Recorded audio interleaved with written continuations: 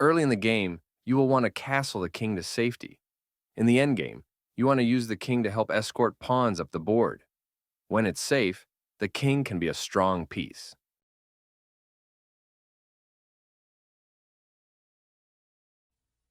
The king is the most important piece in chess, and knowing how to use the king effectively is the difference between winning and losing chess games. From the very beginning to the last move of the game, you need to know when to keep your king safe and when it's time to bring it out of hiding and use it to attack. Let's take a look at some examples of how to use your king. One important part of any chess opening is castling, so that your king can find a safe place to hide. The king hides while the rest of the pieces battle it out in the middle game, trying to control the center, win material, and attack the enemy king.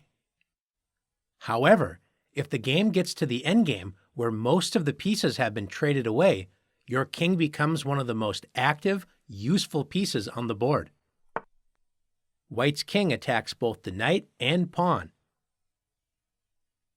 The king is actually quite powerful because he can move in any direction, one space. The king attacks both rooks at once, winning one of them on the next turn. So while the king is not fast, he's strong, as long as the king is not vulnerable.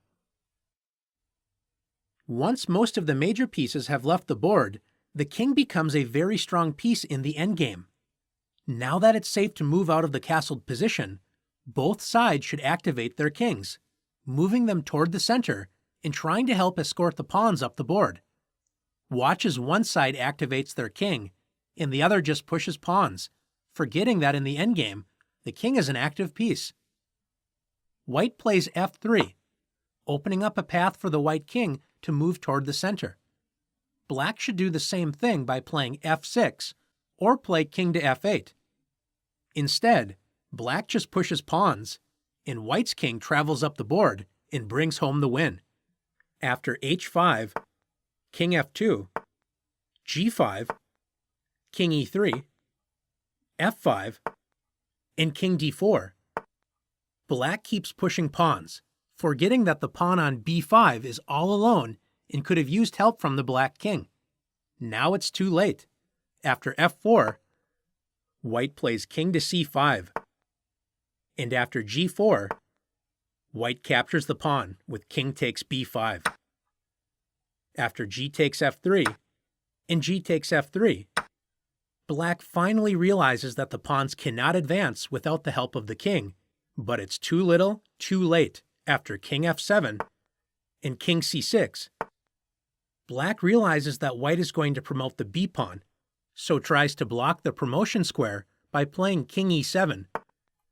Dreaming of getting to the b8 square, but White ends all hopes after king c7, preventing the king from getting closer to the pawn, so Black tries to chase after the pawn from behind with king e6. But after b5 and king d5, the king cannot catch White's pawn after b6, and White will promote to a queen and should win the game quickly. After looking at these examples, let's see if you've learned how to use your king.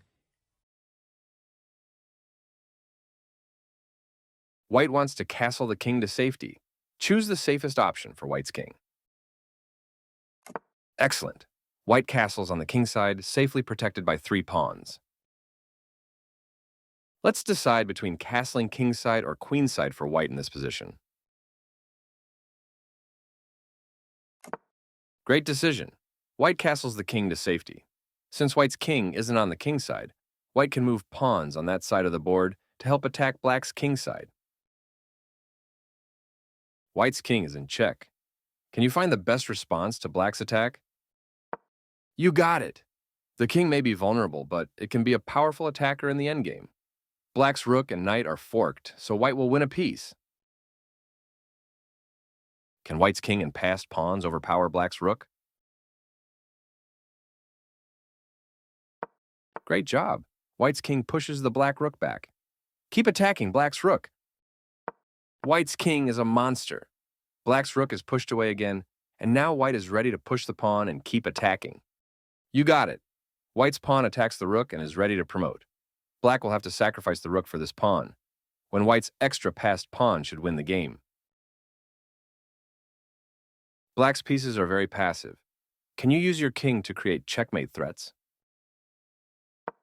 Wonderful!